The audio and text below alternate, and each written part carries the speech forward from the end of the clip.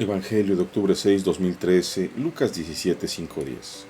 Dijeron los apóstoles al Señor: aumentanos la fe. El Señor dijo: si tuvierais fe como un grano de mostaza, habríais dicho a este sicómoro: arráncate y plántate en el mar, y os habría obedecido. ¿Quién de vosotros tiene un siervo arando o pastoreando, y cuando regresa del campo le dice: pasa al momento y ponte a la mesa?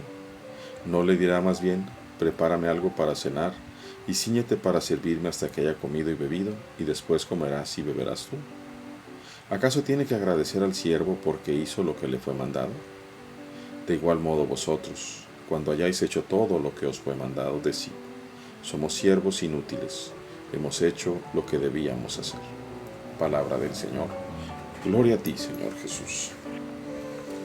Este evangelio, que actualmente a muchos nos puede desconcertar, es muy hermoso. El contexto es la enseñanza del Señor a los apóstoles.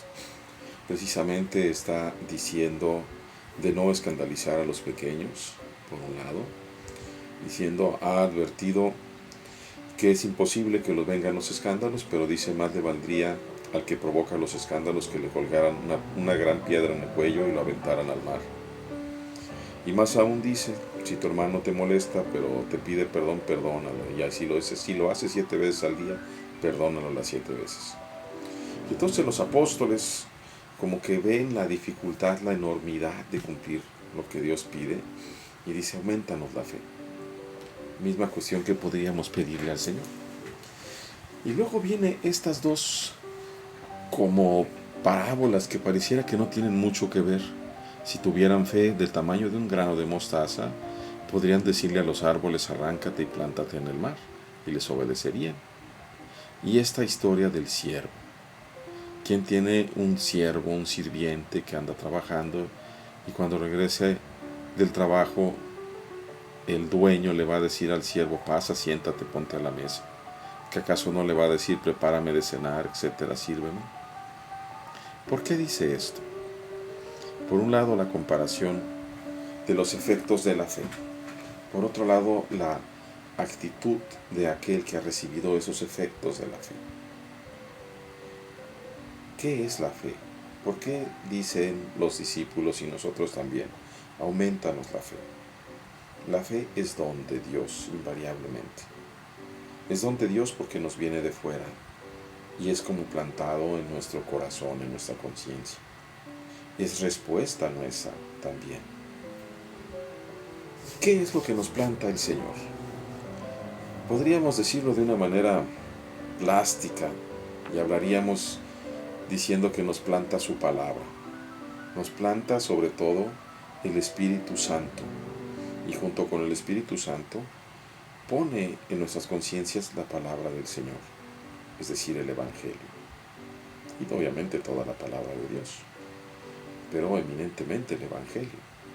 Esta semilla incorruptible tiene la capacidad de dar más del 100 por uno, y sin embargo hemos oído cómo algunos lugares dan unos el 100, otros el 60 y otros el 30. ¿Acaso la semilla en sí misma tiene diferencia? No. La semilla es poderosa, igual que el Espíritu, para cumplir justamente aquello que Dios quiere. La dificultad la encuentra en nuestra conciencia, en nuestro corazón, en la libertad con la que abrazamos el amor, en la libertad con la que abrazamos la voluntad de Dios. Ahí es en donde nosotros le ponemos límite. Y el Señor nos está diciendo: con lo que ya han recibido, podrían ustedes fácilmente mandar a los árboles que se arrancaran y se plantaran al mar, y nos obedecerían. Pero para que nadie se crezca, para que nadie se ensorbezca, se envanezca y piense que tiene algo más de lo que merece, el Señor nos pone inmediatamente este otro ejemplo del siervo.